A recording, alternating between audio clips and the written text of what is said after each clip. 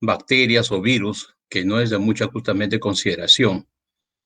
Y también conocido como neumonía atípica era cuando la neumonía intrahospitalaria, ¿no? O neumonía también conocido como neumonía nosocomial. Pues bien, vamos a ver, a entender de qué se trata esta patología. Primeramente, hablar de neumonía significa tocar una de las partes importantes del aparato respiratorio donde se va a llevar a cabo todo lo que se llama la hematosis. Nos estamos refiriendo a lo que se llama el lobulillo pulmonar con su componente que viene a ser el alvéolo pulmonar. Ahí en esa estructura anatómica llamada alvéolo, que son unos pequeños saquitos que alrededor en los dos pulmones tenemos una cantidad de 750 millones de alvéolos en ambos pulmones. Estos alvéolos cumplen un papel importante en lo que viene a ser la oxigenación de la sangre o la hematosis, que eso hemos visto en fisiología. Es la que se va a encargar de hacer este medio de ingreso de la ventilación pulmonar, que viene a ser el pase del aire o del oxígeno de la parte, ¿no?, del ambiente o externa hacia la parte interna, atravesando lógicamente los órganos conductores de este oxígeno o aire a través de la fosa nasal, ¿no?, pasando por todo lo que viene a ser la estructura de las vías respiratorias superiores, como son el conducto nasal, o también conocido como conducto rinofaringeo, la faringe, laringe, tráquea, bronquios y los bronquiolos, y acentuándose justamente el final hasta el bronquiolo terminal. Todas esas estructuras es conocida como parte de la parte funcional. La conducción son los que conducen todo el aire y el oxígeno que hemos inspirado del medio ambiente o del ambiente externo. Pero en su pase de este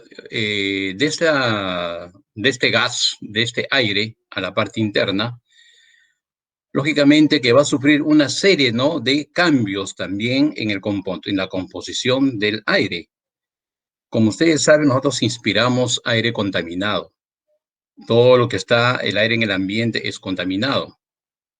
Contaminado por diferentes tipos de agentes o cuerpos extraños. Agentes patógenos, como son las bacterias, virus. Agentes extraños, como puede ser polvo, puede ser moho, ¿no?, puede ser humo, sustancias químicas, etcétera. O también, ¿no?, de acuerdo al clima, podemos inspirar un aire frío o también justamente inspirar un aire seco. Y estos tipos justamente de aires o oxígenos que nosotros inspiramos debe estar acondicionado de una cierta característica para que el alvéolo pulmonar pueda realizar y llevar a cabo lo que se llama la hematosis, o sea, la oxigenación de la sangre. En su trayecto prácticamente del aire que se va inspirando, cada órgano cumple un papel importantísimo en lo que viene a ser, ¿no?, el acondicionamiento del oxígeno. Acabamos de decir de que el aire cuando nosotros inspiramos es totalmente contaminado, ¿no? Y para eso tenemos nosotros ciertas partes anatómicas en el aparato respiratorio, sobre todo a nivel de la fosa nasal, donde encontramos nosotros ahí las vibrisas nasales, o sea, conocido comúnmente como pelo de la nariz. Encontramos la mucosa, ¿no?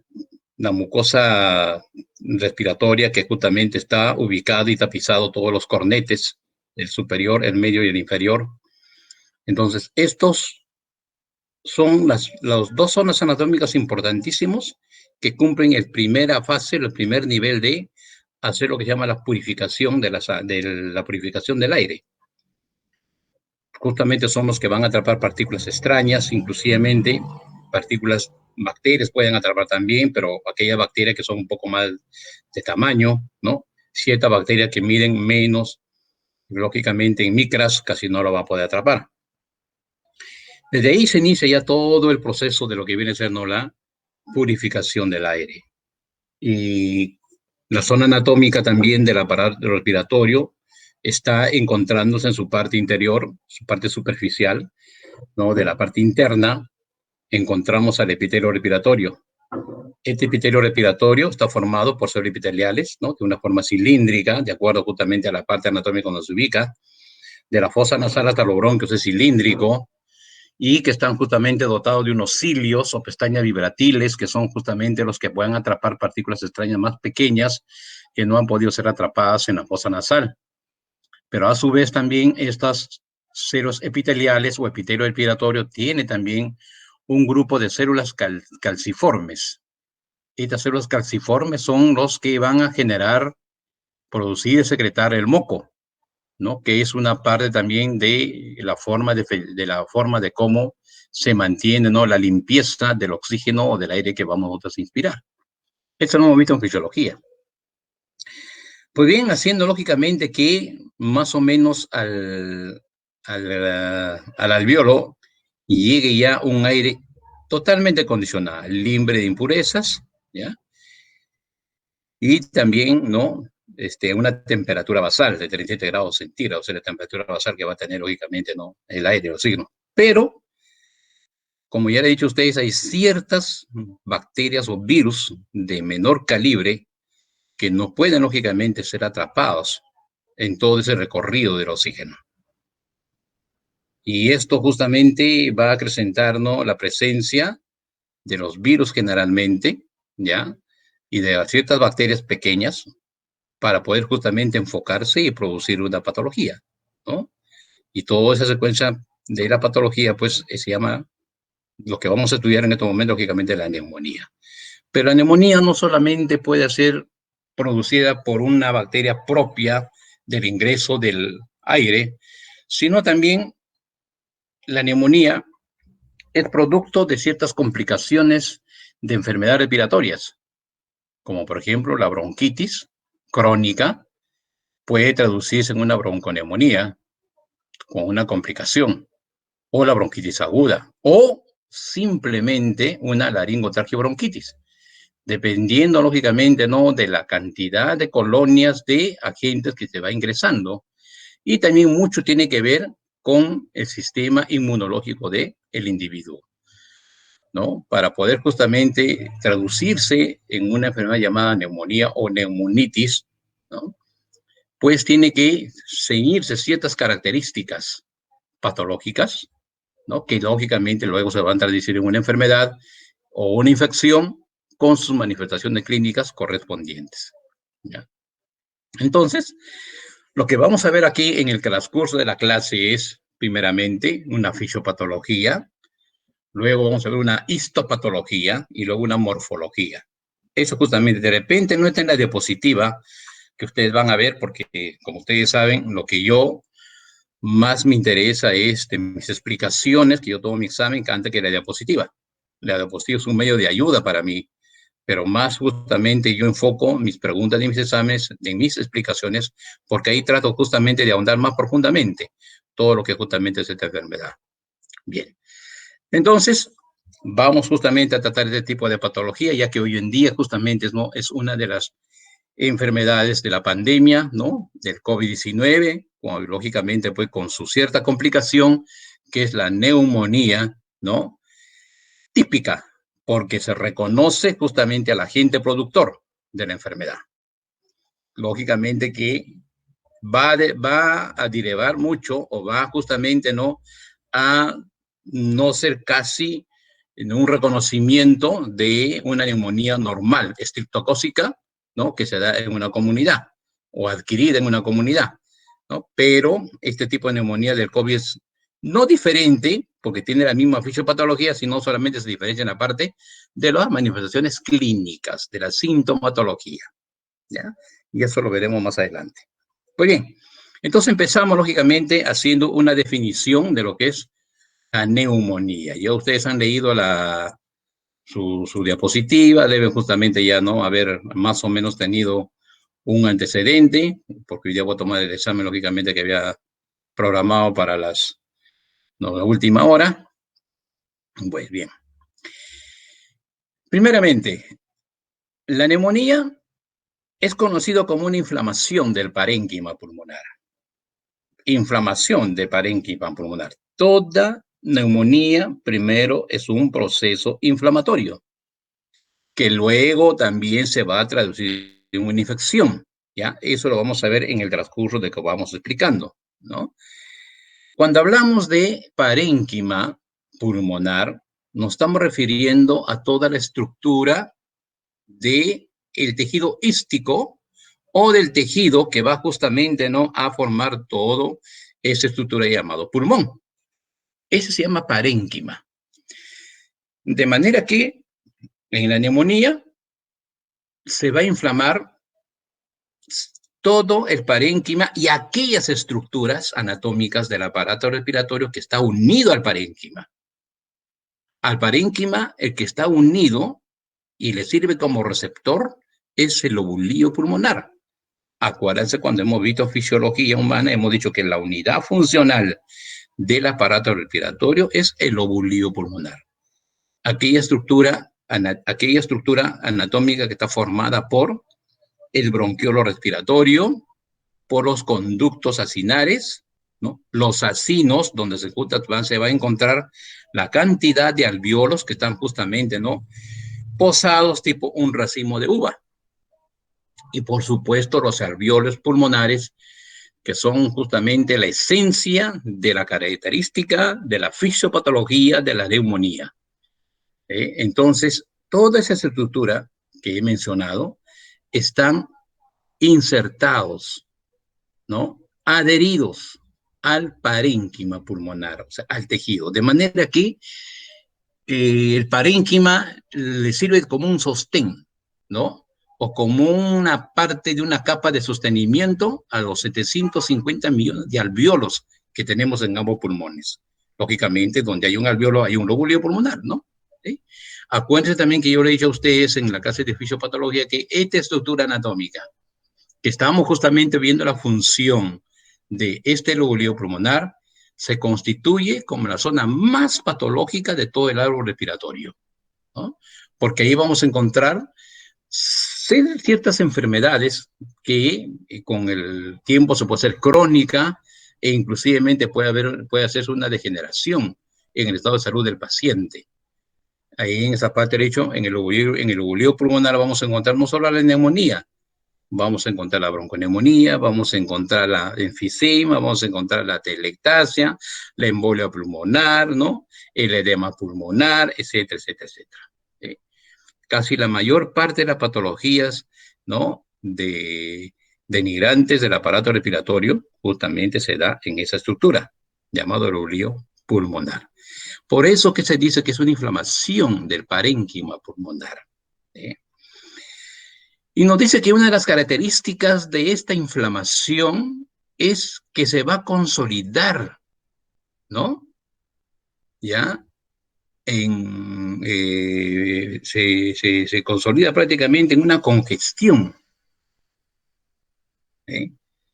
O sea, cuando hablamos ya de una consolidación con una congestión, estamos hablando que el contenido del alvéolo va a cambiar.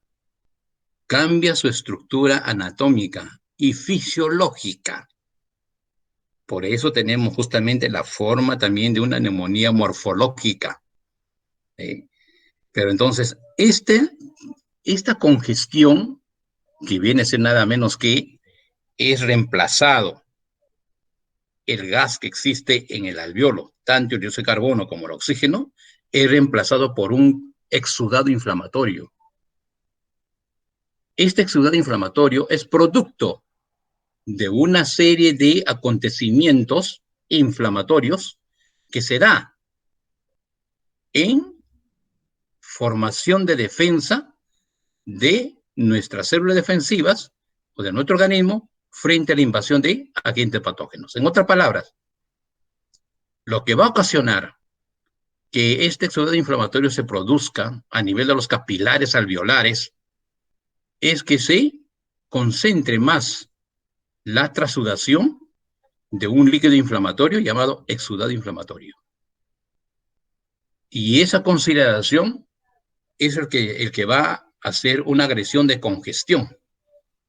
Y esa congestión es justamente, ¿no?, que ya se conoce como la formación de la patología de la neumonía. Y eso lo vamos a ir explicando más adelante, le dando una introducción más o menos de la definición acá. Dentro de sus características, digamos, anatómicas, fisiológicas, que puede presentarse la neumonía, tenemos justamente neumonías bacterianas, neumonías producidas por micoplasma y por virus. ¿Por qué digo características anatómicas? Porque de acuerdo a estas características se van a presentar las clínicas, las manifestaciones clínicas, o también conocido como características clínicas. Por ejemplo, una neumonía bacteriana frente a una neumonía vírica tienen diferente tipo de cuadro clínico, ¿no?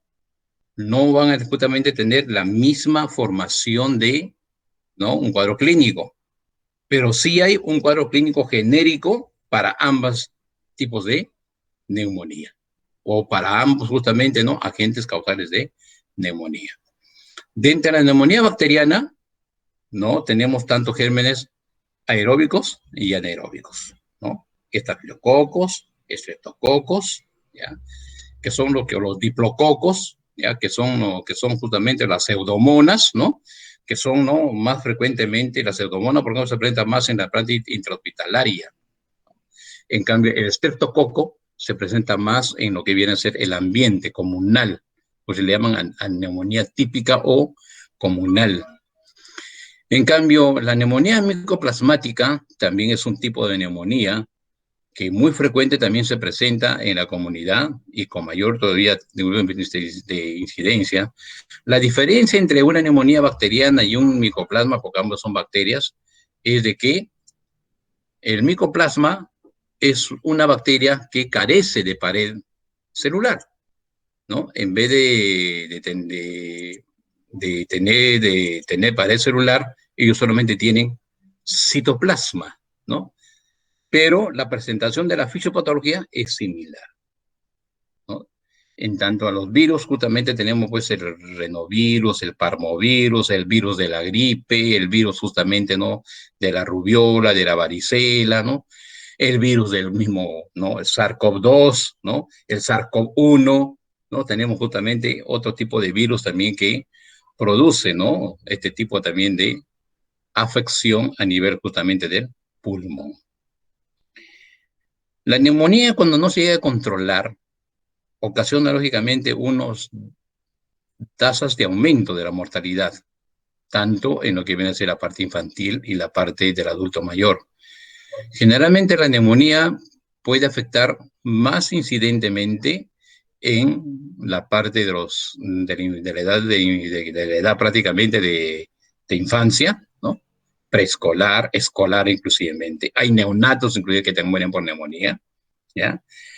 Y también en el adulto mayor. Son los extremos de la vida que tienen más incidencia de neumonía y justamente, ¿no?, que a falta de eso justamente pues carecen, o a falta de una respuesta de tratamiento de su mismo organismo, respuesta lógicamente, ¿no?, a responder con el tratamiento, acontece lógicamente pues una tasa de mortalidad alta, no solamente en nuestro medio, sino a nivel mundial. Entonces, eso es lo que podemos definir sobre lo que es la neumonía. Bien. Entre lo que vamos a hablar su patogenia, y voy a referirme más justamente a lo que es, ¿cómo se llama? La patogenia viene a ser las características de cómo se presentan este tipo de enfermedad, ¿ya? Generalmente, toda neumonía, que puede ser típica o atípica, ¿ya?, o sea, la intrahospitalaria o nosocomial y la extrahospitalaria, la comunitaria, buscan una puerta de ingreso que viene a ser las fosas nasales, porque nosotros inspiramos, lógicamente, ¿no?, el aire, ¿no?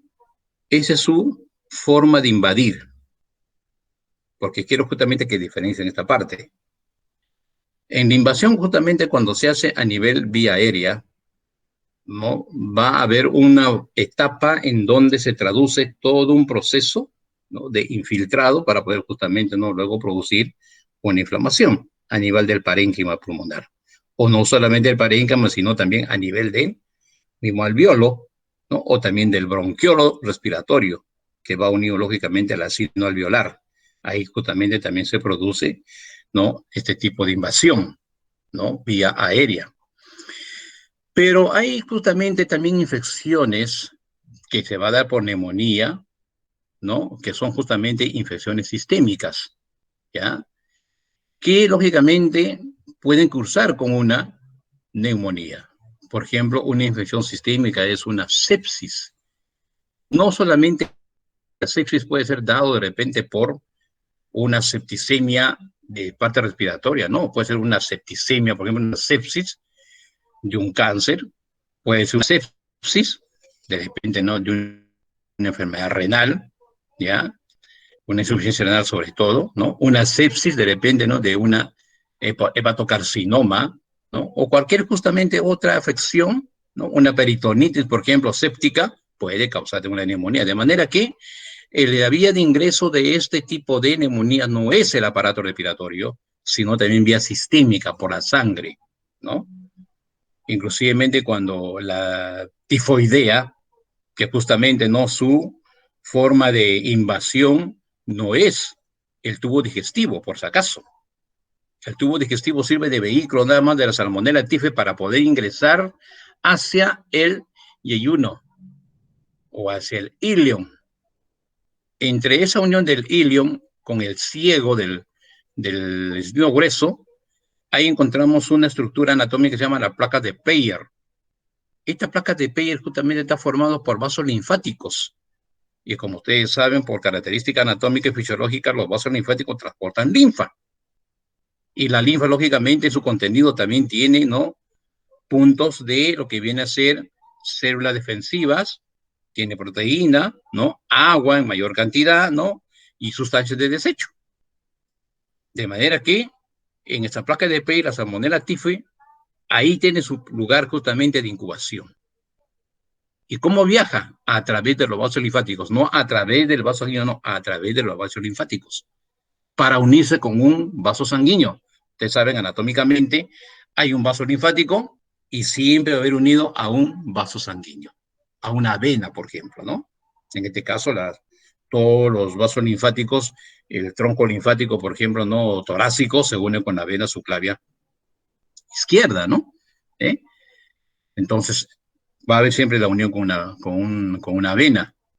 Y vía sistémica, cuando se encuentra en la vena ya, produce una bronquitis.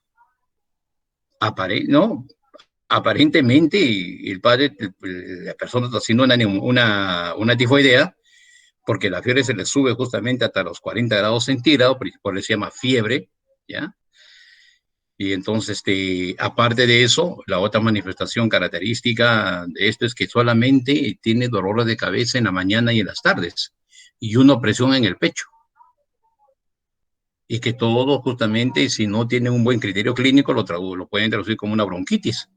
Pero no es una bronquitis, le dan tratamiento para bronquitis, pero no sana el paciente. Y sigue lógicamente con la inflamación, pero sigue con la fiebre, sigue con la infección. ¿Sí?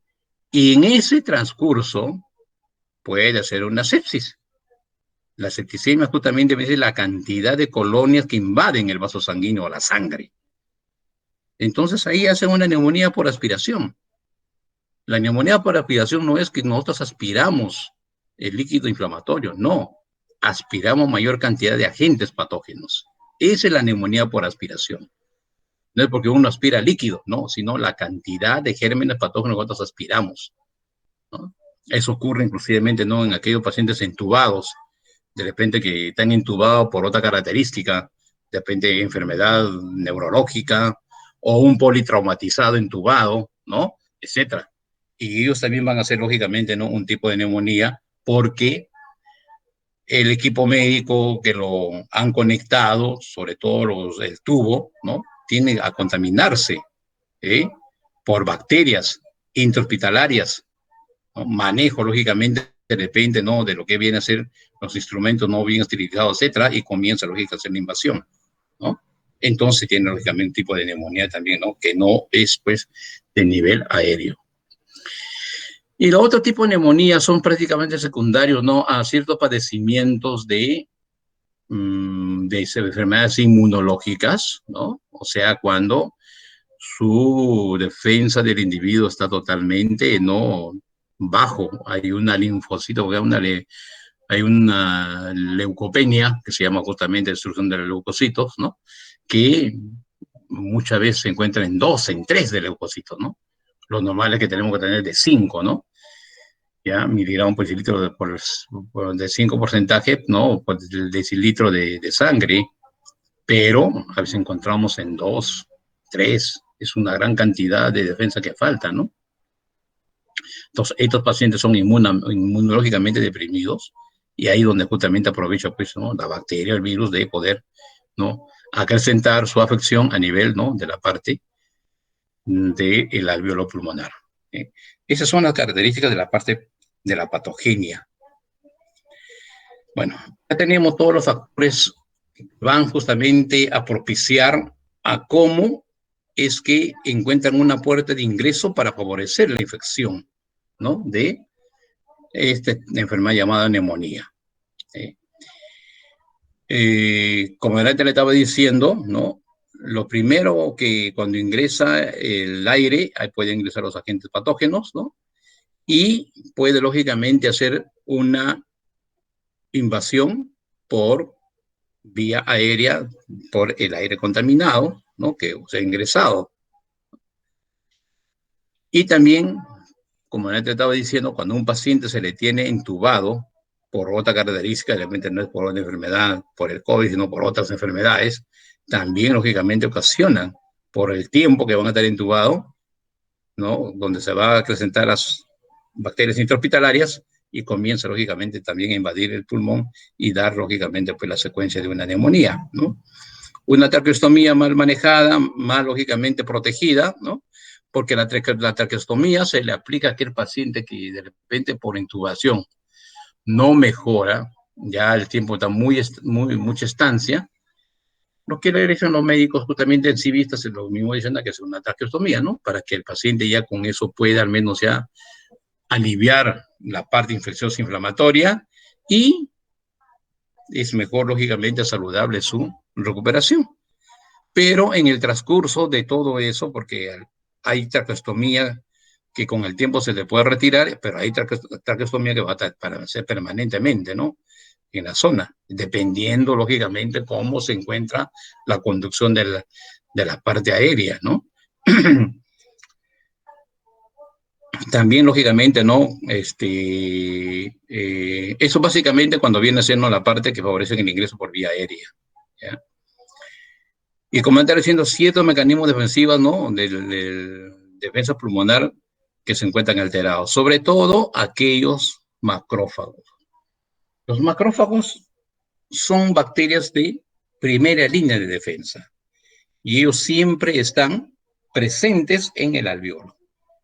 Entonces, acuérdense de esa parte anatómica, cuando hemos hecho la fisiología del aparato respiratorio, hemos visto en la parte anatómica que el alveolo está lógicamente formado por un tejido epitelial, ¿no? Y que en ese tejido epitelial o epitelio, lógicamente, alveolar, vamos a encontrar las dos células principales, el neumocito 1, neumocito 2, también conocido como células tipo 1 y células tipo 2, ¿no? Que son los neumocitos, ¿no? Pero también encontramos, ¿no? Adherido, lógicamente, a esa pared, los macrófagos. Primero son justamente los histocitos, ¿no? Y estos histocitos, ¿no? O también monocitos, cuando hay una activación de la presencia de un agente extraño, ellos comienzan a activarse, comienzan lógicamente a tener su acción defensiva y lo que era un histocito o un mastocito se convierte ¿en qué? En macrófago. Y vamos a encontrar también ahí macrófagos como mecanismo defensivo. Pero estos mecanismos defensivos también pueden alterarse. ¿Por qué se alteran? Por tratamiento con inmunodepresores, ¿no?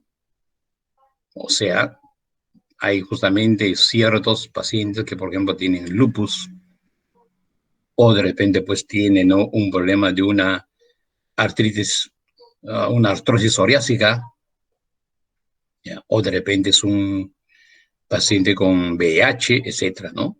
Son tratamientos que toman, lógicamente, ¿no?, que son tratados con inmunodepresores, ¿no? Y paciente consumidor, por ejemplo, de drogas citotóxicas, ¿ya? Al referirme con drogas citotóxicas, no me estoy refiriendo a un drogadicto, sino me estoy refiriendo a aquellos pacientes que cursan con la quimioterapia, ¿no? Drogas citotóxicas son drogas conocidas de la familia citotóxicos que son para hacer la quimioterapia, destruir lógicamente ciertas células cancerígenas que se ha formado en el tumor o lógicamente de repente están en diseminación en formación. Otro también que te va a causar depresión inmunológica es el cáncer. Todo paciente con cáncer lógicamente cae en su defensa, ¿no? Pacientes que sufren de una insuficiencia renal crónica y aquellos pacientes pues, que sufren de diabetes mellitus, ¿no? Y los extremos de la vida, ¿no? Generalmente los neonatos y también, lógicamente, el adulto mayor, ¿no? Que son, ¿no?, las, ¿cómo se llama? Personas que tienen mayor incidencia en ser afectadas por la neumonía e inclusive cursándose con la muerte, ¿no? Esos son los extremos de la vida. Y ciertas alteraciones neurológicas, ¿no? Psicopáticas sobre todo, ¿no? Lo que justamente pueden tener, ¿no?, una forma de ver su vida de repente desbocada, ¿no? No en orientación espacio y tiempo, y son lógicamente pues que pueden también contagiarse, ¿no?, o contaminarse rápidamente con cualquier tipo de agentes que pueden producir lógicamente la neumonía. Y acá viene la recomendación que siempre yo le hice inclusivamente cuando le dicté la parte de la fisiología del, de la forma como defiende el aparato respiratorio a través de su epitelio respiratorio, ¿no? Y vamos a referirnos a la depresión del aclaramiento mucociliar. El epitelio respiratorio es un tapiz de todos los tejidos que va a ir desde la fosa nasal hasta el alveolo. Este tapiz es como una cosa defensiva, ¿no? Es la que mantiene automáticamente al aparato respiratorio libre de agentes bacterianos y de virus, siempre y cuando ese epitelio prácticamente está conformado en toda su potencialidad ¿cómo se llama?, de acentuación anatómico-fisiológica. Por ejemplo, cuando una persona tiene el de fumar tabaco consecutivamente, cigarro, ¿no?, eso justamente te va a llevar a que pierdas la capacidad defensiva porque vamos justamente destruyendo el epitelio respiratorio, el mismo alcoholismo, el mismo justamente episodio respiratorio que una persona tiene. Por ejemplo, hoy día, ayer justamente me mandó un paciente de 50 años, mira la característica que lo voy a contar acá, un paciente de 50 años que se hizo la prueba de COVID, se asustó porque su saturación está en 94, ¿ya? Pero no tiene otra manifestación clínica. Una frecuencia cardíaca tampoco muy elevada, ¿no? La frecuencia cardíaca está en 98, tampoco no muy elevada, ¿ya? Ustedes saben muy bien que cuando hay una insuficiencia respiratoria, también justamente la frecuencia cardíaca se eleva, ¿no? Pero también se eleva cuando hay la fiebre, también se eleva la frecuencia cardíaca, ¿no? Porque por cada grado de temperatura que aumenta en el cuerpo, la frecuencia cardíaca aumenta de 10 latidos por minuto, ¿no? Es así. Entonces, este pacientito me conecta ayer porque, como sabe que yo estoy atendiendo pacientes con COVID a domicilio, ¿no? Y se han pasado la voz ahí tengo varios pacientes en varios distritos, ¿no? Gracias a Dios todos están saliendo sin novedad hasta el momento, ¿ya? Y me llama y me dice, doctor, yo tengo mi saturación está en 94, no tengo otros síntomas, solamente un simple dolor en la espalda y en el pecho, pero para mayor seguridad me iba a hacer mi prueba antígena, hisopado, y me ha salido negativo. Y me manda una placa radiográfica que en la conclusión decía pues que tenía lógicamente, ¿no?, una inflamación parenquimal, de la trama, ¿no? pulmonar. Entonces, como le estoy diciendo a ustedes, ¿no? Inflamación parenquimal, lo asocio con neumonía, por parenquima, tejido, ¿no? A veces justamente también los que dan los resultados, ¿no? A veces se saquen en cualquier centro de diagnóstico que no tiene la seguridad, lógicamente, ¿no? De dar una buena imagen, ¿no? Hoy en día, pues, no han puesto, pues, por diferentes partes la radiografía, ¿no? Lo primero que a veces el médico dice, tiene radiografía o tomografía de frente, ¿no? Y todavía no se puede tratar, pues, porque el tratamiento COVID es carísimo.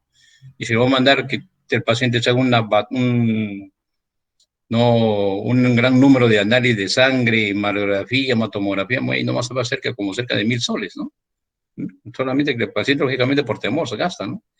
Y me manda, lógicamente, eso, pero no me mandó la placa. Pero la placa, cuando después le digo, mándame la placa, le digo, no quiero el informe, mándame la placa, me manda mi WhatsApp la placa. Pero yo le miraba, lógicamente, no, el parénquima no está inflamado, no había, lógicamente, biosimilar, no había despigmentación lobulares, nada, ¿no? Qué raro, dije. Se me contradice con el informe que me está dando, lógicamente, que está informando la placa, ¿no? Así que le dije, mejor le dije, espera unos días, porque de repente tengo un inicio de incubación en la gente, pero unos días y te saca, lógicamente, pues ya no no el antígeno, sino la molecular, porque también he tenido un paciente así, que a la 1 de la tarde, no, a las 11 de la mañana se sacó un antígeno, hisopado antígeno negativo. A las 2 de la tarde, se saca el molecular positivo. Ahora, eso justamente es para ver, porque la característica de estos análisis justamente para él, ¿ves? Cuando tú haces el antígeno, ves solamente la proteína, nada más, del virus. Pero cuando es la molecular, ya ves al virus. Y es la diferencia. Hay que saber distinguir esas características, ¿no? Bueno, el paciente me dice, bueno, doctor, me dice, ya me llamó hoy día, doctor, me dice, disculpa que te moleste nuevamente, me dice, pero yo por seguridad me voy a sacar mi tomografía. Tengo el TEM que me han sacado y tengo lógicamente acá el resultado. ¿Ves? Mándame, le dije, pues lo leí y en el resultado, en la conclusión, decía, pero lógicamente, ¿no? Se observa, ¿no? Tejido fibrótico secular en parénquima. Entonces ya cambia diferente a lo que justamente inicialmente fue lo que viene a ser la parte de lo que es la trama, la inflamación, ¿no? Parenquimal de la trama pulmonar, ¿no? Entonces ya le dije yo, mándame la placa. Me mandó la placa y efectivamente, pues, había una distones fibrosados, ¿no? Del parénquima, y que eso es lo que justamente el paciente ya tenía de tiempo, no es de ahora, de tiempo, ¿no? Entonces, cuando se refiere a secular, estamos hablando de secuela. ¿De qué? De fibrosis. Entonces yo le pregunté su antecedente, todo le dije por teléfono, me dijo, no. Le dijo, ¿tú dónde has vivido, hijito? Me dijo, no, yo he vivido, me dijo, en Barranca. Primero pregunté, ¿tú trabajabas en la mina? No, me dice, no, nunca trabajé en mina. Lo que mi fuente de trabajo ha sido que soy supervisor de mercado, he sido taxista, que hasta el momento trabajo como taxista, ¿no? Y de joven no he trabajado nunca, ¿no? Más que a veces en restaurantes, pero nunca así. Y le dije, cuando has sido supervisor de mercado, tú has entrado al frigorífico, así, no, me dice, nunca he todo entrado ahí. Bueno, pues descartado por ahí. Y le pregunto, ¿y dónde vivías tú? ¿Dónde eres tú? Yo soy de Barranca, pero del Barranca a un pueblito al fondo. ¿Y tú de niñito no sufrió episodio respiratorio? Sí, dice, yo sufrí mucho de bronquios hasta los 11 años. Número uno, antecedente importante. Y luego le pregunto, ¿y en esa zona donde tú vivías, por si acaso tu mamá no cocinaba con leña? Sí, cocinaba con leña. Y también, doctor, me dice, a mí mucho me ha gustado en estos últimos tiempos hacer todo lo que se llama ¿no? La caja china, la cilindrada, esa cosa, ¿no? Ya dije, pues, no, ahí te el antecedente, ¿no? Entonces, lo que le dije es que sí, pero tú no tienes COVID, lo que tú tienes es una fibrosis pulmonar. Y eso es lo que tú te haces, este está incubado, le dije, está incubado y así queda. Le dije, por cada inflamación que uno da, ¿no? Comienza a fibrosarse el pulmón, el parénquima, el tejido se fibrosa. Y ese fibrosamiento que hay ya no funciona, hacía que lo que haga, o está ya prácticamente disfuncionalmente, ahí no se oxigena, ahí no se hace nada. Le dije. Es como un cartón, esa zona del pulmón, que por eso está haciendo esa saturación, ¿no? Pero que te va a llevar a la muerte, no. Pero doctor, me duele la espalda, sí te va a doler, lógicamente, porque tú te haces un esfuerzo respiratorio, porque estás queriendo ganar, lógicamente, el oxígeno, porque te piden tus órganos de más órganos, entonces te va a doler. Lo que tú tienes que hacer es ahorita el guardar reposo. Reposa, tómate lógicamente en un antiinflamatorio potente, que en este caso te recomiendo el Celecoxib de 200 miligramos, mañana y noche, y reposa, ¿no? Y cuando manejas, sí, justamente cuando manejo me da esos estragos. Ahí está el problema, está haciendo un esfuerzo, pero dije, ¿no? Y así fue. Y justamente acá se traduce a lo que estamos diciendo acá, ¿no? La destrucción, ¿eh?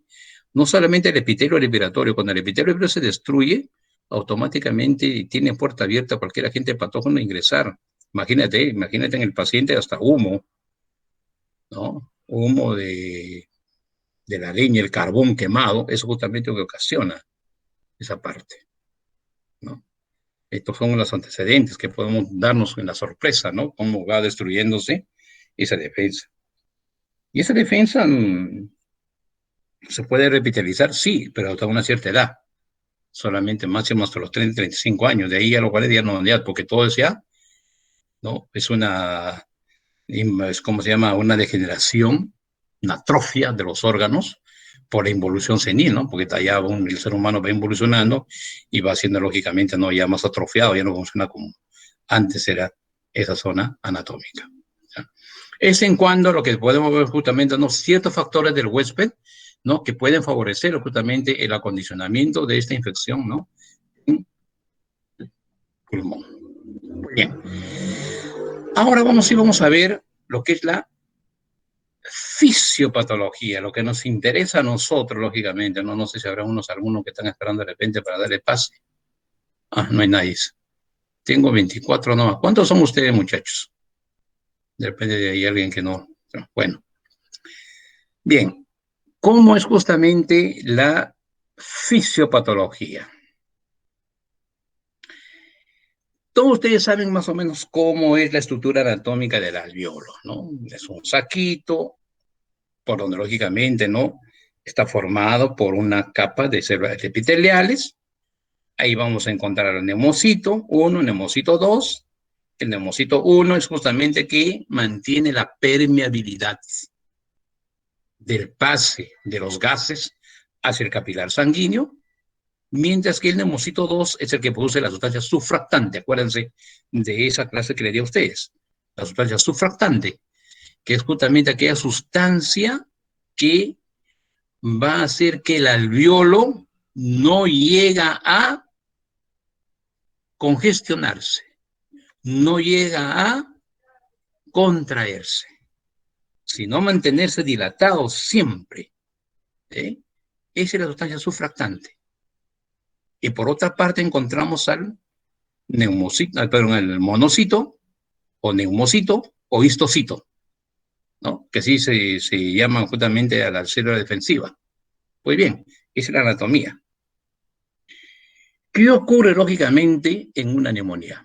Primeramente, va a haber una aspiración de agentes patógenos. Ya le estoy diciendo a ustedes, aspiración no quiere decir que estamos aspirando líquido, estamos aspirando aire, ¿no? Inspirando aire. Y esta inspiración de aire que viene acompañado con agentes patógenos. En este caso, lo que estamos hablando acá, un streptococos, porque estamos hablando de una justamente, ¿no? Neumonía típica o comunal. O también, lógicamente, no puede ser un estafilococo pneumoniae, O también puede ser un virus, como en el caso, lógicamente, que estamos viendo ahora este virus, ¿no? Del SARS-CoV-2. ¿Eh? Ya cualquiera de la gente puede ingresar. ¿A dónde va a ingresar? Primeramente va a atrapar toda la vía respiratoria y va a llegar hacia el alvéolo pulmonar, a esa unidad funcional, porque en ese alvéolo va a encontrar estos agentes, ¿no? Un receptor.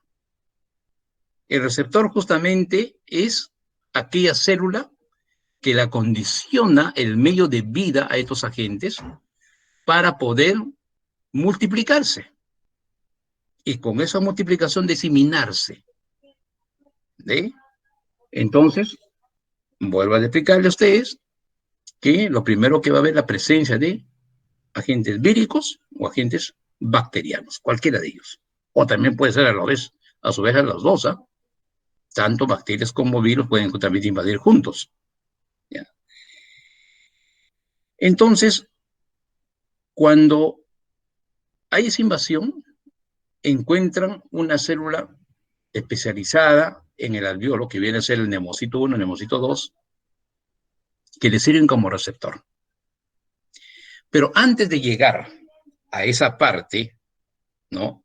De poder justamente acoplarse su antígeno del nemocito, el virus o la bacteria, hay una secuencia de defensa por la invasión de estos agentes. Ahí es en donde el macrófago se da cuenta de que hay presencia de agentes patógenos en el alvéolo, en esa capa, no en la parte interna del alvéolo. Todavía no están ahí. Está en la capa epitelial, donde están las células epiteliales. Ahí están. Ya, entonces se da cuenta, lógicamente, ¿no? El, el monocito, el histocito, entonces al momento de darse cuenta, sale a defender a esas células, al monocito 1, al nemocito 2, y a otras células epiteliales. Ahí es en donde se convierte en macrófago, el histocito, o el monocito, o el neumocito también lo llama. Se convierte en macrófago. Macrófago y es una célula grande, macro, grande, fagocitar. Salen lógicamente, ¿no? Con el fin de fagocitar.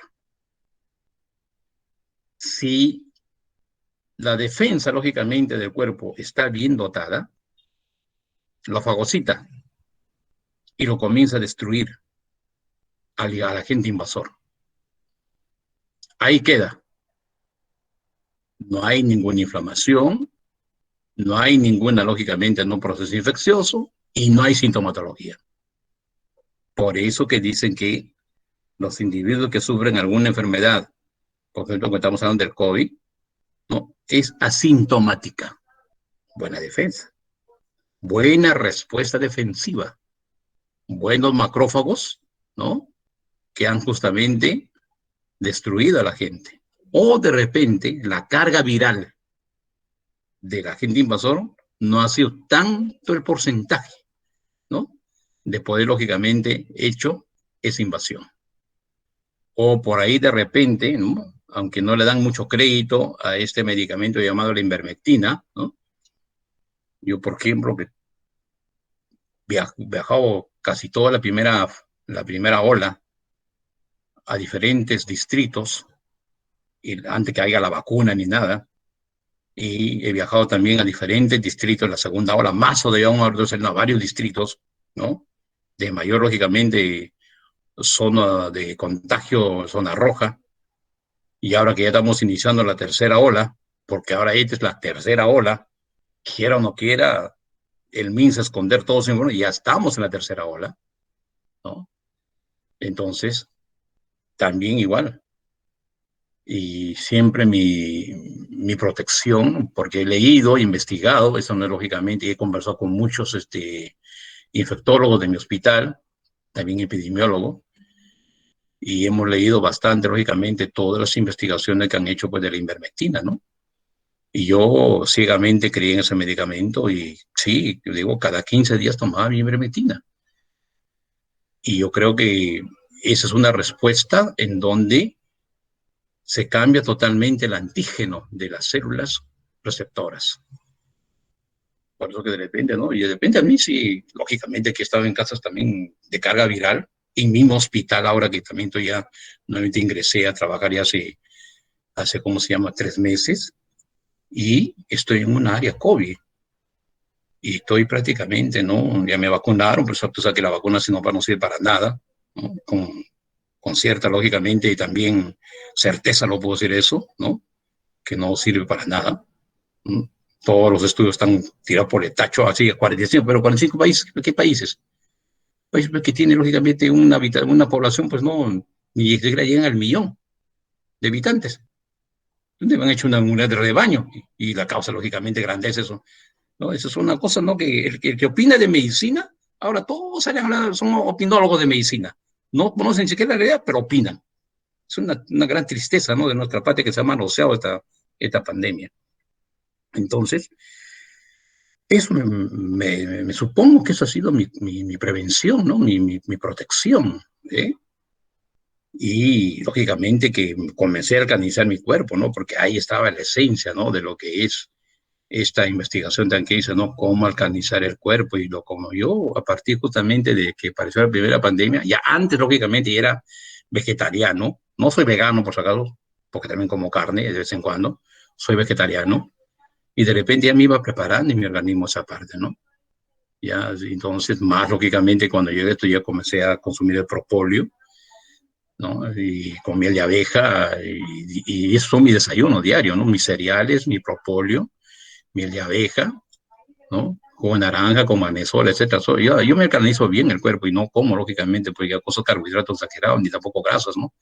Lo desecho, ¿no? Entonces son todo un proceso, ¿no? Y más mi ejercicio, ¿no? Que voy haciendo. Dice bien claro, ¿no? Cada ejercicio que uno hace aumenta el sistema inmunitario, ¿no? Te libera el estrés, porque el estrés, lógicamente, pues, ¿no? Que uno vive. El que ha tenido, ¿ustedes alguna vez han tenido COVID? ¿Ustedes, de repente, algunos de ustedes han tenido COVID? O su familiar, mira lo que es la estresante de esta enfermedad. Sin querer te comienza a tener la ansiedad, te disminuye la parte potencial de tu parte inmunológica, la ansiedad misma te lleva a eso.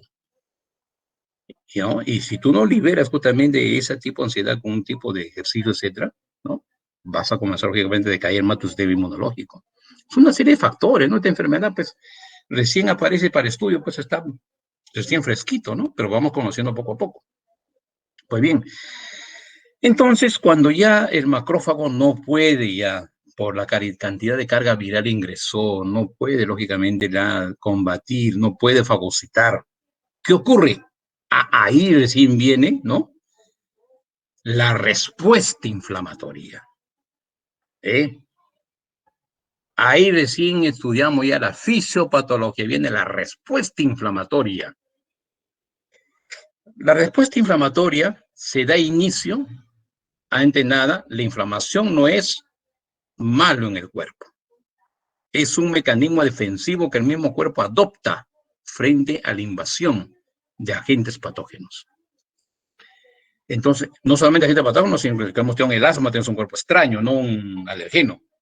Entonces, estos macrófagos, al no poder fagocitar, van a hacer lógicamente una liberación de diferentes mediadores químicos. Está muy bien para ver una inflamación en diferentes tipos de mediadores químicos, pero los mediadores químicos se presentan de diferente forma o tipos en cada enfermedad. En el asma hemos visto justamente que los mediadores químicos que se presentan más es, ¿no? ¿Cómo se llama? Las citocinas, las quimiosinas, ¿no? Y después vemos justamente las prostaglandinas, ¿no? El tromboxano, ¿no? Hemos visto lógicamente ese tipo de, ¿no? De respuesta inflamatoria, ¿sí? Pero en el caso, lógicamente, de la neumonía, cuando ya el macrófago no puede fagocitar, va a liberar cuatro tipos diferentes de mediadores químicos. Libera la interleucina 1, el famoso TNF, acuérdense que también hemos visto en el asma, que viene a ser el factor de necrosis tumoral, ¿no? Que es un factor, lógicamente, también que hemos visto en el asma y también va a estar presente en otro tipo de enfermedad respiratoria. La interleucina 8 y el factor justamente estimulante de colonias de granulocitos. Esos son los 4 mediadores químicos que el macrófago, haciendo el uso justamente de la parte quimiotáctica, comienza lógicamente, ¿no?, a decirle al cuerpo que libere esos 4 lógicamente, ¿no?, tipos de mediadores químicos. Cuando se libera la interleucina 1 y el factor de necrosis tumoral o el TNF, estos dos se unen para provocar la inflamación. Ellos son los que provocan la inflamación en el parénquima pulmonar, ¿no? También, lógicamente, va a producir inflamación a nivel en los alvéolos. ¿Con qué sentido? Para que las bacterias o los virus no logren multiplicarse. O sea, ahí nomás queda, ¿eh? No llegan a multiplicarse y, lógicamente, con eso se detiene la enfermedad y no llega a un proceso infeccioso. ¿Sí? ¿Cómo el cuerpo va comenzando a defender con estos mediadores químicos? Mientras que la interleucina 8 y el factor estimulante de colonias de granulocitos son los que van a hacer el reclutamiento de los leucocitos. Acuérdense cuando justamente hemos visto esto también en un tejido, lo que se llama, ¿no?, la parte de invasión o migración leucocitaria, ¿no?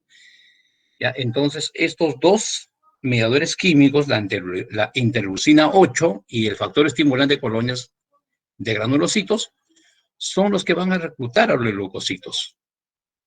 ¿Con qué sentido reclutan? Con el sentido de que lleguen los leucocitos a la zona inflamatoria, o sea, a ese alvéolo que está siendo inflamado, con el fin de fagocitar a los restos de agentes que se quedaron todavía, ¿no?, en el epitelio del alvéolo. Por ejemplo, que llegue ese neutrófilo. El neutrófilo es la segunda línea de defensa, que lógicamente, al no poder ya de repente el macrófago hacer la respuesta, llega el basófilo, llega los linfocitos T, también con capacidad, lógicamente, ¿no?, de defender y fagocitar a los restos de agentes justamente que han llegado ahí, ¿ya? Entonces, todo este evento va justamente a provocar una fuga alvéolo capilar. Ahí es en donde ya comienza a existir el proceso infeccioso. Cuando en la respuesta inflamatoria no se detuvo la invasión, los defensas prácticamente, ¿no?, quizás no estuvieron a la altura de esa carga viral, entonces hay una fuga alvéolo capilar. ¿Qué es la fuga alvéolo capilar? Acuérdense ustedes por la anatomía, y acá lo tenemos creo que en esta imagen, acuérdense, ahí está el alvéolo, ¿eh? ¿Por qué le decimos alvéolo capilar? Porque aquí está prácticamente, ¿no? Esto es lo que ven ustedes acá, este es el alvéolo. Ahí están sus celulitas, ¿no?, de su epitelio, pero también tenemos a los neumocitos, o monocitos 1, monocitos 2. Y también tenemos, lógicamente, ¿no?, a los macrófagos. Y todo lo que está internamente, ¿qué es? Bacterias o virus, ¿ve? La carga viral, invadido. Entonces, aquí lo que llega. Entonces, ¿qué va a hacer este? Aquí tú sabes muy bien que el alvéolo está rodeado por vasos sanguíneos, ¿no? Por ejemplo, acá tenemos vasos sanguíneos, acá tenemos vasos sanguíneos, acá tenemos vasos sanguíneos, ¿ve? Acá también tenemos vasos sanguíneos, estos son vasos sanguíneos, ¿no? Acá también tenemos vasos sanguíneos, ¿no? Vasos sanguíneos, donde están rodeando vasos sanguíneos. ¿Y aquí contienen los vasos sanguíneos? Sangre. Y dentro de la sangre, ¿qué encontramos? Glóbulos rojos, encontramos leucocitos, ¿no?, que son glóbulos blancos, ¿no? Y encontramos que también el líquido sanguíneo, ¿cómo se llama? Plasma. Entonces, la fuga alvéolo capilar es cuando estos capilares, por la mediación química de las citocinas, hacen una vasodilatación, dilatan el vaso, aumentan de calibre el vaso. Ahí es en donde salen y propagan, lógicamente, ¿no?, una fuga leucocitaria. lógicamente que va a salir justamente, ¿no? Va justamente, ¿no? A invadir la parte interna, ¿no? De el alveolo, con el fin, lógicamente, de fagocitar y destruir a todos los componentes, lógicamente, víricos y bacterianos que se encuentran ahí, ¿no? Pero acá ya, como ustedes ven, ya no hay oxígeno, no hay ventilación, está invasión, lógicamente, de agentes. Y cuando hay esa fuga leucocitaria, no solamente salen los leucocitos, porque los capilares tanto justamente se dilatan que los poros que se abren y comienzan a fugar por ahí leucocitos, y de paso también salen los glóbulos rojos, ¿ya? Y con ellos juntamente el líquido plasmático. Todo eso, ¿cómo se llama? Trasudado inflamatorio, o también conocido como un exudado inflamatorio. Y todo eso va a tener el contenido en la parte interna en el alveolo. Entonces ya no va a haber contenido de oxígeno, ni de dióxido de carbono, porque los vasos sanguíneos ya no están comprometidos en eso, están comprometidos en otra infección, en otra respuesta inflamatoria. Y por lo consiguiente, tenemos ya a un alveolo no cargado de gases, sino cargado de líquido llamado exudado inflamatorio con todos los componentes que justamente que hemos visto. Y esa es la característica fisiopatológica de la neumonía, que se llama congestión alveolar, congestión parenquimal. Esa es la congestión. Y esa congestión que se forma ahí, invasión del líquido trasudado, exudado inflamatorio, va a dar una característica clínica en la auscultación. Por eso digo que cuando un individuo tiene ya las primeras manifestaciones, porque el médico justamente que sabe de la parte clínica, sabe muy bien la diferenciación de una neumonía bacteriana y una neumonía vírica. Y para asesorarse, lo que justamente que hacemos nosotros, auscultamos al paciente, escuchamos los ruidos respiratorios.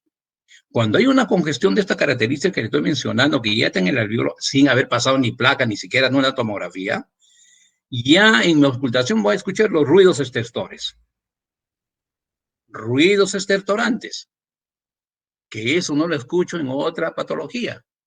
En el asma escucho sibilancia, ¿no? En una bronquitis sibilancia, ¿no? O roncus, que es diferente.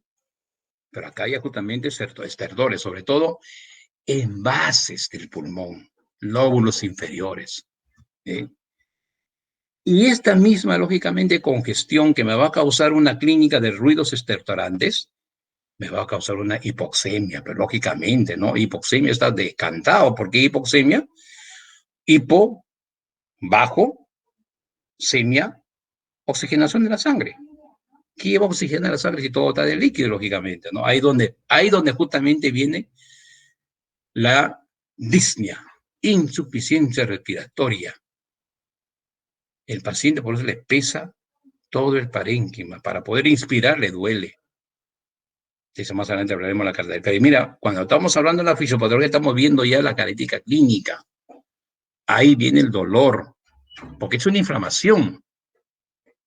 Y solamente estamos hablando de una inflamación nada más de nivel alveolar. Pero ¿qué pasa cuando esta inflamación se va acentuando más alveolos, más alveolos, más alveolos? Entonces la inflamación va a ser ya lobular. O también se va a diseminar más todavía, va a ser parenquimal. Por eso es que los individuos cuando están con la neumonía, que estamos atravesando ahora de etapa, comienzan, bueno, a tener un porcentaje de diseminación de su pulmón funcionando a un 50, 70, 40% de repente, ¿no? Pero imagínense ustedes ahí, ahora a la otra característica clínica, un paciente con esta característica neumónica, ¿no? Con una hipoxemia, ¿puede saturar? Bien. Puede estar de repente saturación en 96, 95 o 94, ¿no? De repente ya candidato a oxígeno está saturando bien. Y de por ahí, de un momento a otro, cae todas las funciones somáticas del organismo, o sea, las funciones, ¿no?, vitales, caen. ¿Qué ha pasado? Ha pasado que esa hipoxemia ha ganado. ¿Qué es hipoxemia? No hay oxígeno en la sangre, sino ¿qué cosa hay? Dióxido de carbono, el gas venenoso. Entonces, ya no va a haber septicemia, va a haber una empiemia. Esa empiemia hace justamente, ¿no?, que se cargue de dióxido de carbono y el paciente está saturando bien, pero su gas en sangre está por el suelo. Ahí donde justamente no llega mucho gente, no va a dar. Recién este tipo de característica clínica se conoce con esta nueva, lógicamente, cepa brasilera. En la primera no te daba eso. En la primera la mayor invasión era trombótica, pero acá no. La hipoxemia te gana.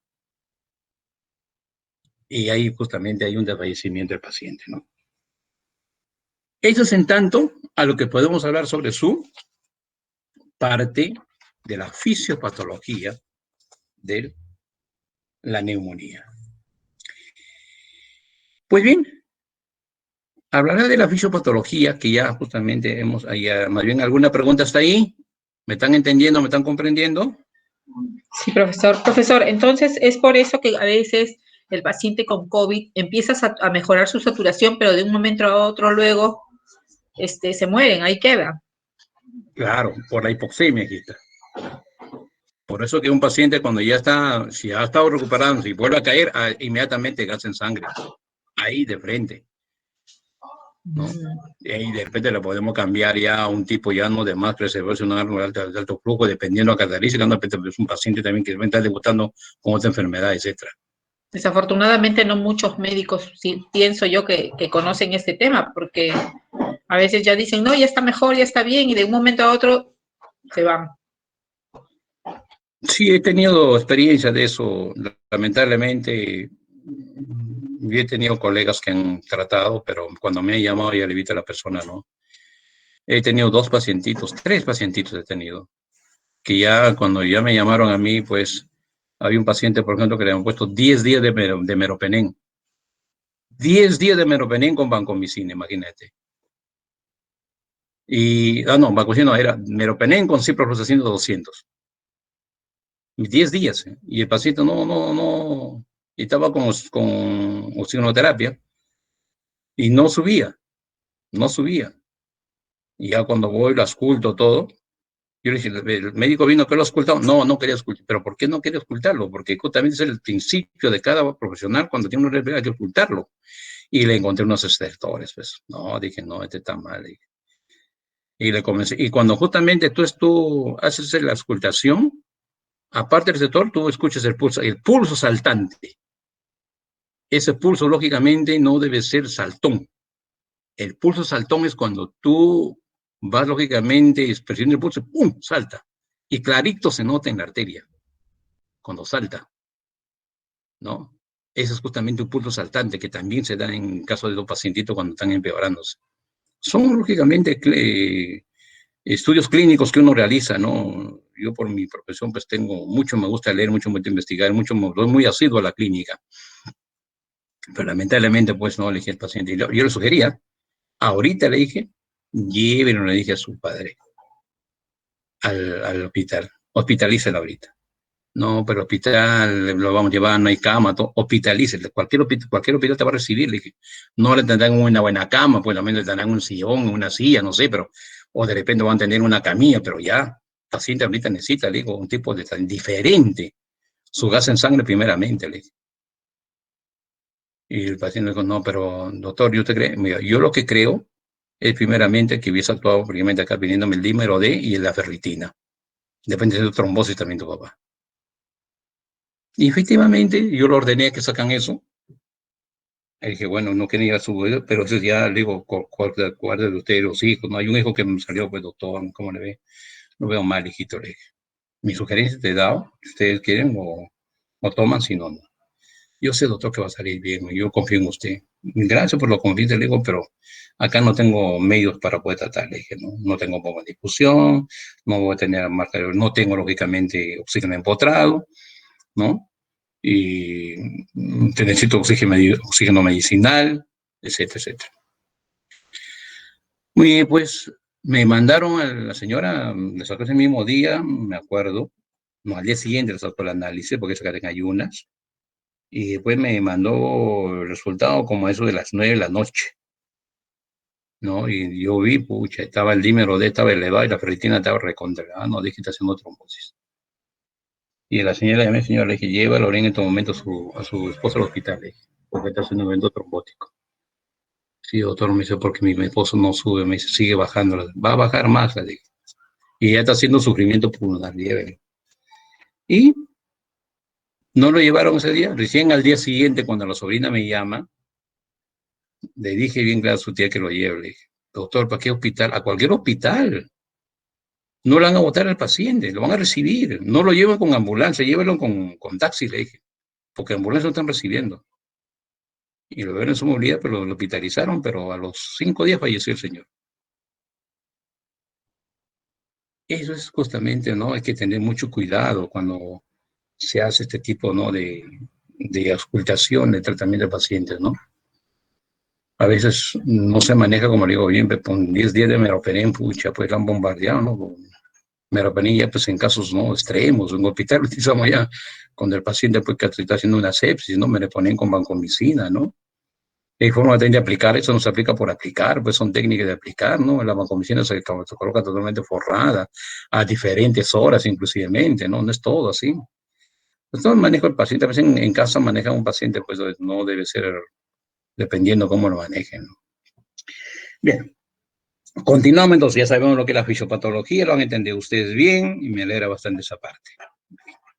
Bueno, la neumonía, sabemos muy bien cuál es la causa de la neumonía. Ahora, vamos a ver dentro de la clasificación, vamos a ver la histopatología de la neumonía. En lo que viene a ser la histopatología de la neumonía, se va a dividir en 4 partes. Uno que viene a ser la congestión edema, que hemos visto de antes, esa acumulación de líquido en la parte interna del alveolo, ¿ya? Esa es la parte congestional.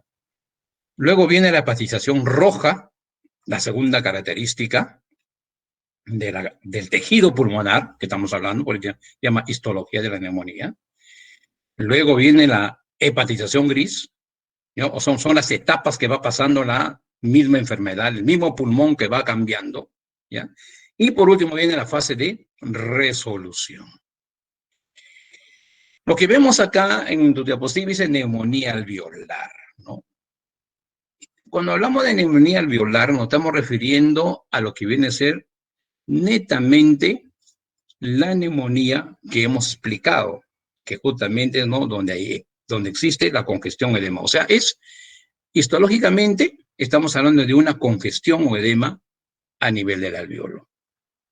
Que hemos dicho justamente que hay dentro del alveolo, después justamente que ya no hay gases, que hay un exudado proteínico o proteinéceo, ¿no? O proteináceo, ¿entienden? O proteínico, ya para que ustedes entiendan. ¿Por qué? Porque lógicamente el plasma trasudado, y el plasma viene a ser la proteína de la sangre. Justamente con ese trasudamiento del plasma que ha habido, linfocito, pero este leucocito neutrófilo que ha salido en glóbulo rojo. ¿Y qué encontramos dentro también de eso? Bacterias, lógicamente encontramos bacterias porque lógicamente ahí están las bacterias o los virus, ¿no? Agente patógeno. Entonces, la congestión o edema viene a ser justamente, ¿no? La presencia de todo el exudado inflamatorio y bacterias dentro del alveolo. Es la congestión o edema. Como vemos aquí en la imagen de la placa radiográfica, ¿no? Cuando ya vemos este tipo de manchitas, van a ustedes diferenciar, ¿ah? Mira, vemos acá. Esta es una neumonía alveolar, donde parte justamente de la zona inflamada, no hay función de hematosis. O sea, aquí no hay hematosis, no hay una hipoxemia. Acá. Acá se distingue más todavía, ¿ve? La trama prácticamente del pulmón de alvéolos afectados. De alvéolos afectados. Esa es la congestión o edema. Vamos a ver ahora justamente, ¿no? Lo que viene a ser la, ¿cómo se llama? La hepatización roja, ¿no? Siguiendo en la misma parte que estamos viendo acá. ¿Ya? La hepatización roja. ¿Qué significa la hepatización roja? Se le dice hepatización roja porque acuérdense que justamente aquí hemos visto que hay exudado, hay leucocitos, como el caso de los neutrófilos, y hay bacterias. Pero también que hemos dicho que sale los glóbulos rojos, los eritrocitos. ¿Eh? Imagínense ustedes que también salen los eritrocitos acá. Entonces, como ustedes saben muy bien, el eritrocito, por su mismo color, es rojo. Entonces, es lo que va a teñir de rojo esta congestión. ¿Ya? Entonces, el pulmón se hace un color rojizo. Si nosotros tenemos prácticamente, ¿no?, una tomografía espiral multicorte, ¿no? Y acá justamente nos va a dar esa simulación del color rojizo. No está justamente al mismo color, justamente, ¿no?, de lo que viene a ser plomo parduzco, o que viene a ser justamente el color del pulmón, sino es un color rojizo, ¿sí? Producto, lógicamente, de la invasión de los eritrocitos a la parte interna del alveolo, y eso es justamente, bueno, que va a estar lleno de líquido. Entonces, como hay esta forma de acá, entonces el alveolo se va a cargar de toda esta parte de la congestión y se va a formar un tejido duro que se va a parecer el pulmón similar al color del hígado. Por eso dice hepatización roja. Se parece lógicamente, ¿no?, casi similar al color del hígado. Y duro. Normalmente el pulmón no puede ser duro. ¿Por qué? Porque es un parénquima gaseoso que justamente, ¿no?, asimila gas, oxígeno y dióxido de carbono. Pero en este caso, esas zonas que vamos a ver en la lámina, ¿no?, va a estar todo lógicamente, ¿no?, dura. Es inclusivemente, este da una característica clínica de los sonidos de mate. Cuando se quiere hacer justamente la percusión, ¿no?, de la caja torácica, normalmente la caja torácica su sonido es timpánico, tipo un tamborcito, ¿no? Pero acá ya el sonido es mate, seco. Eso también te da esa característica de la hepatización roja. Cuando ya va avanzando la infección, ya como ya de repente, ¿no?, el paciente ha sido medicado, ya está en tratamiento, ¿no? Ya justamente está resolviendo su problema de neumonía, ¿ya? Está controlándose y ya entramos a la hepatización gris. O sea, el color del tejido va cambiando ya. Ya no va a ser roja, sino ya color grisáceo. ¿Por qué es grisáceo? Porque aquí ya no hay más eritrocitos. Como ya entró el tratamiento a ser efectivo en la neumonía, entonces ya no va a haber más dilatación parenquimal, ¿no? Y acá viene la otra, justamente, ¿no?, circunstancia del medicamento que uno usa. Por ejemplo, yo he visto colegas que de inicio le dan dexametasona, ¿no? Cuando el paciente prácticamente a veces no ha tenido ni un síntoma de frente, le dan dexametasona. La dexametasona es un antiinflamatorio de base, que como es un antiinflamatorio de base, muchas veces bloquea al sistema inmunológico y bloquea el medicamento.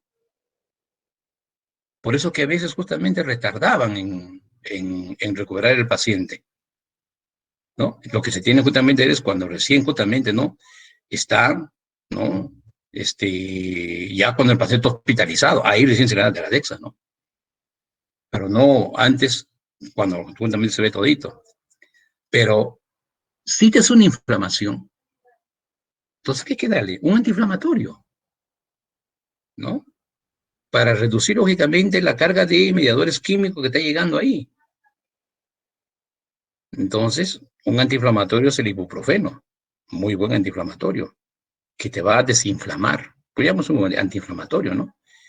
Y el último que yo utilizo mucho es el Celecoxib de 200, que me da muy buenos resultados, ¿no? Y lo reemplazo a la Dexa justamente por eso me está dando buenos resultados, ¿no? Es por la investigación que uno hace, por supuesto, ¿no? Ahí prácticamente ya no hay nuevos eritrocitos, ¿sí? ¿Y por qué justamente ya no hay nuevos eritrocitos? Como el medicamento está actuando, ¿ya? Y como sabemos muy bien que su forma de vida del leucocito, ¿dónde es? No es pues, el alveolo, es el vaso sanguíneo. ¿Y cuánto tiempo vive un eritrocito? 120 días nada más. Entonces, como no es su medio de vida, hay una lisis eritrocitaria. O sea, hay una degradación de eritrocitos. Comienza, lógicamente, ¿no? A morirse. Entonces, todo lo que era rojo, ya no va a ser rojo. El efecto del medicamento está haciendo eso, ¿no? Y hay una degradación. Entonces ya el pulmón casi vuelve a recuperar su mismo color que era antes. Pero sí va a existir todavía la presencia de neutrófilos. ¿Por qué? Porque hay bacterias. El medicamento está haciendo su acción ahí, pero lo va a ayudar a los neutrófilos para que ellos lo sigan fagocitando a los restos bacterianos que se quedan ahí. ¿Sí? Entonces, en este proceso de que se está dando la fagocitación de las bacterias, el resto de bacterias que queda, y ya va a haber un depósito de fibrina. Ahí entra nuevamente el vaso sanguíneo. ¿Eh? Y ya va a haber resolución de fibrina. La lisis eritrocitaria más la fibrina, acuérdense cuando nosotros hablamos de formación del trombo, que hemos dicho primeramente hay fibrinógeno, que produce la fibrina, que es una red de malla. ¿Y qué justamente hace esta fibrina? Atrapa glóbulos rojos y atrapa plaquetas para formar un trombo. Pero en este caso hay fibrina, pero no hay plaquetas, pero hay glóbulos rojos destruidos. Atrapa. ¿Y qué hace justamente esto? Forma la fibrosis. Así se forma la fibrosis. De toda esta zona de acá, que ya ha salido el alveolo en su hepatización gris, no hay ya actividad hematóxica. ¿Por qué? Porque todo está fibrosado. Las paredes han colapsado. La epitelial, la sustancia surfactante está neutralizado. Y todo esto está fibrosado. Acá se disminuye el campo ventilatorio. Entonces, todos los alvéolos que estaban en esta zona, como vemos la imagen acá, toda esta zona no hay actividad. Hay fibrosis. Esa es una secuela que queda del COVID. Todo paciente que está hospitalizado en UCI por más de 30 días, fibrosis pulmonar de por vida. Paciente que no puede tener su misma actividad de antes. Siempre le va a causar la molestia de la respiración. Y los pacientes que han tenido leve, moderada, de igual manera, en ese grado van a tener también su dificultad respiratoria, porque se forma la fibrosis. Esa es la hepatización gris. Luego, justamente, ya vemos que el medicamento está actuando bien, viene la fase de la resolución. Aquí ya no hay bacterias, pero solamente va a quedar la única célula defensiva, que es el macrófago. Si la cosa va bien, si hemos actuado a tiempo y hemos evitado justamente que vaya una fibrosis, pues bien, el medicamento ha actuado bien, hemos llegado a tiempo, ¿ya? Y el macrófago va a estar rondando dentro del alveolo. Se eliminan todos los restos de neutrófilos y bacterias, inclusive la fibrina se elimina, ¿ya? Y el alveolo, lógicamente, queda nuevo, ¿ve? Como nuevo, listo para funcionar. Y de esa manera cede la inflamación. Esa es la fase de resolución.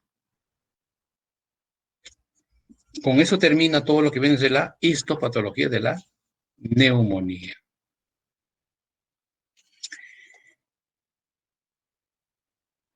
A la hora, lógicamente, ya de este tipo de neumonía, todo lo que hemos hablado, ¿no? Vamos ahora a ver lo que es toca esta parte de acá. La morfología de la neumonía, o sea, la forma que se presenta en el pulmón. La neumonía alveolar justamente no es una bronconeumonía, es la neumonía típica, ¿no? Que se presenta, pero hay otra neumonía que vemos acá, la neumonía de focos múltiples. ¿Sí? Esta es la bronconeumonía. Miren ustedes cómo está acá. ¿Ve? Hay varios puntos donde hay como parches, como parchecitos que habían puesto ahí al pulmón, ¿ve? Al parénquima, como parchecitos, ¿ve? ¿Ya?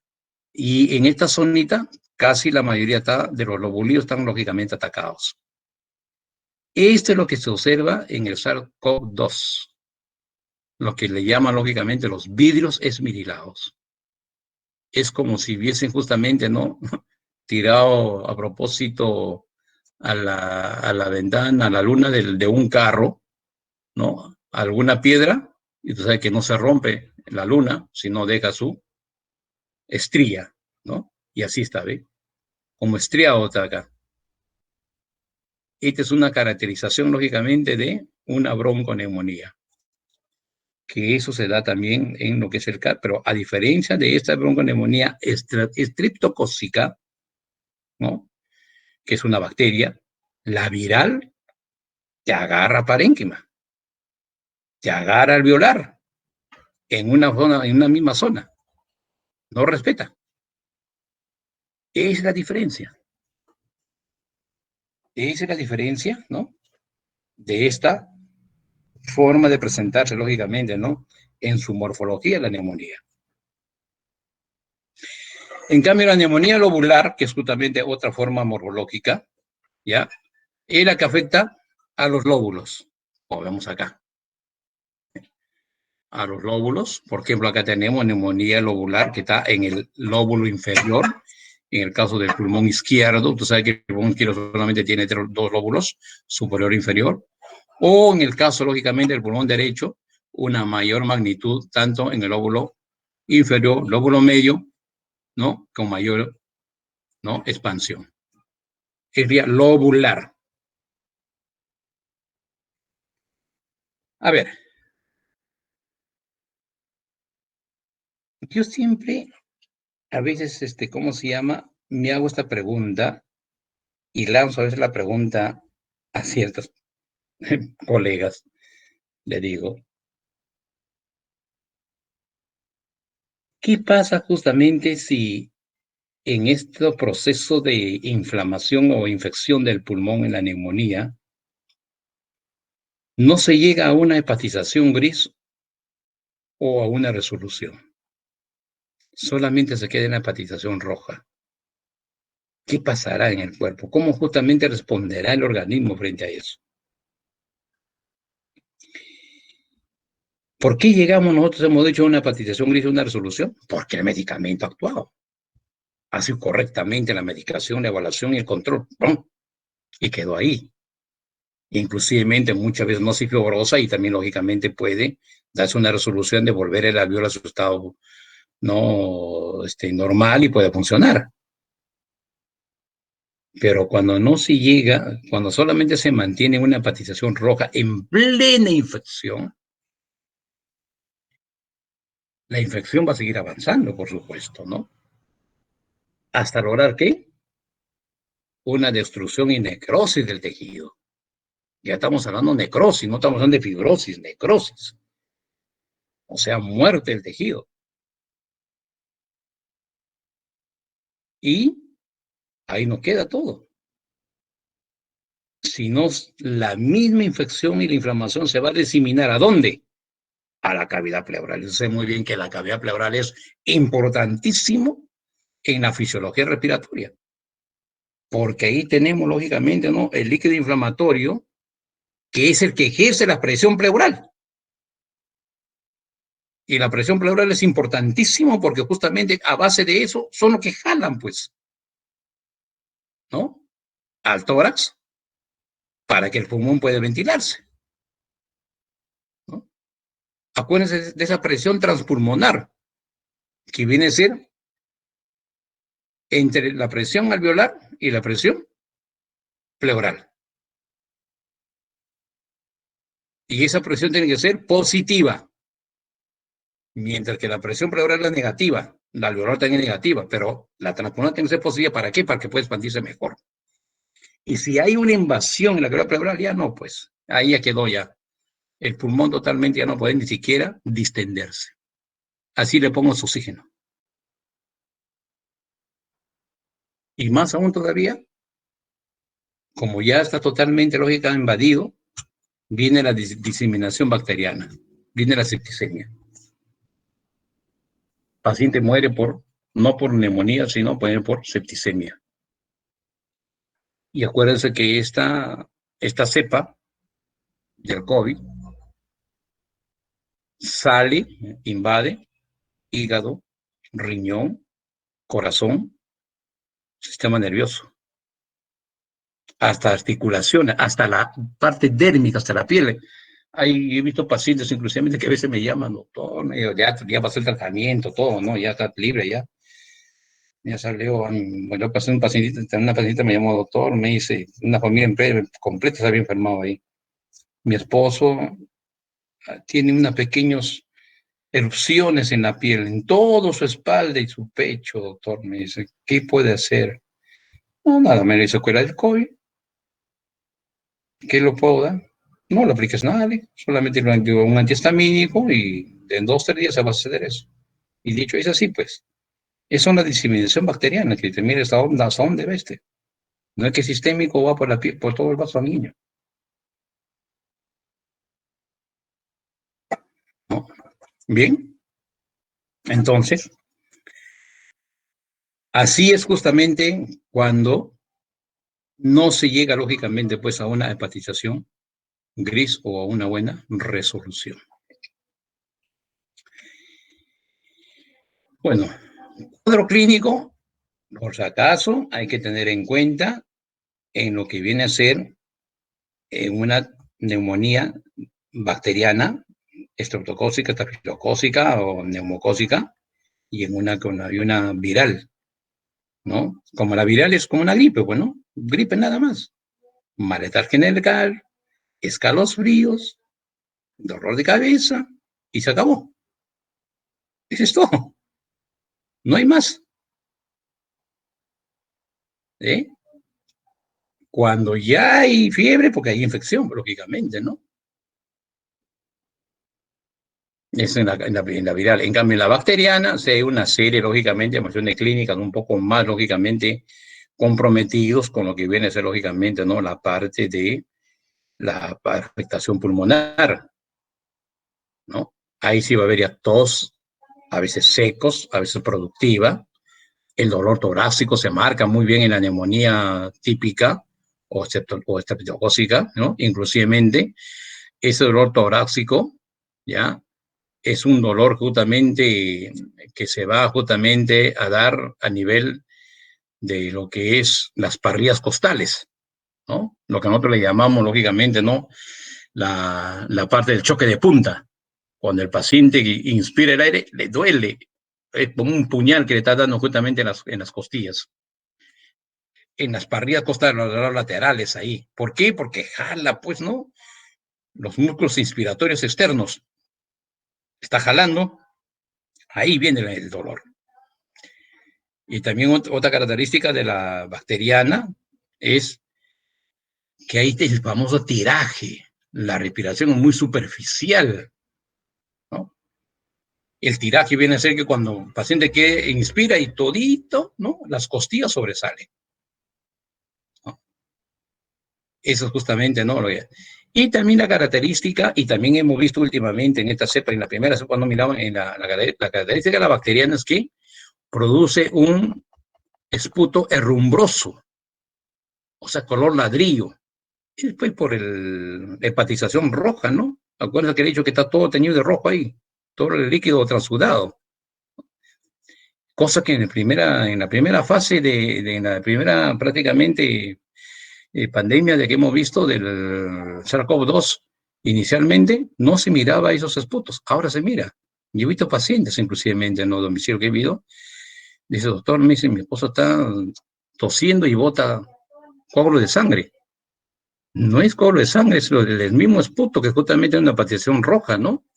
Ya uno sabe en qué clínica, no lo voy a decir es a la señora, por supuesto, ni a la paciente, ¿no? Yo sé clínicamente en qué fase está y hay que actuar rápidamente ahí, ¿no? Ahí sí ya puedo bombardear de antibióticos, ya, porque si no me pasa de esa etapa, lógicamente que me va a ir, lógicamente, pues no a una destrucción del tejido, a la necrosis, ¿no? O me va a invadir, lógicamente, a la inflamación a una cavidad pleural, ¿no? Entonces tengo que prevenir esa parte, ¿sí?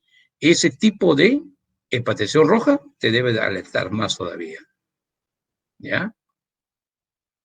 Eso es en tanto al cuadro clínico, que la diferencia en una bacteriana y una vírica, ¿no? Bueno, en la exploración física se realiza el paciente, le he dicho bien claro, los estertores son los más prácticamente, ¿no? Y que nos llama la atención ahí, ¿no? Aparte, lógicamente, de ver la insuficiencia respiratoria, cuando ves al paciente, lógicamente lo observas, más la carga torácica, ¿no? Está un poco más levantado, más agitado, ¿no?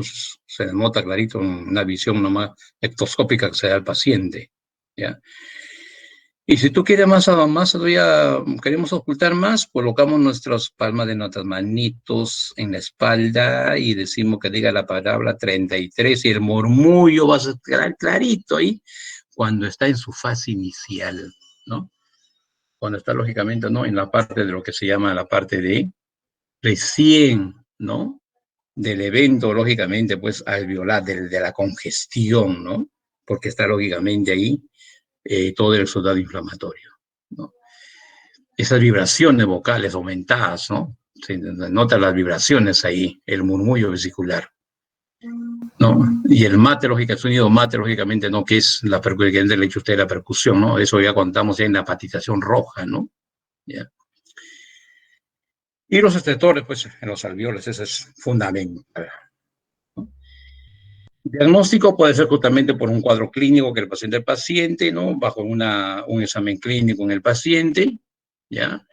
Y también, lógicamente, pues, si ya tenemos a un paciente que de repente no ha hecho una incubación ya un buen tiempo, hay que, lógicamente, darle a su batería de análisis clínicos para COVID, ¿no? Y solamente hay unos análisis, paquetes exclusivamente para COVID. No tengo que mandar todo un paquete para que no va a haber tampoco pues, un perfil lipídico, un perfil hepático, una bioquímica. Eso no va a servir, ¿no? Hay que totalmente dar lo concentrado, ¿no? Para saber eso. Y la imagen, lógicamente, ¿no? Que pues, si queremos tener una mejor característica de un paciente sintomatológico con COVID, ¿no? Y llevar, lógicamente, ¿no? Un porcentaje de afectación, una tomografía, ¿no? Un TEN multicorte, ¿no? Que es mucho mejor, sin contraste, te da mejor resolución. Pero yo no soy muy amante que en una fase inicial pedir eso. Primeramente, ¿por qué? Porque las citas para una tomografía están dando 3, 4 días. Mira, esperar 3, 4 días y este virus es muy invasivo, ¿no?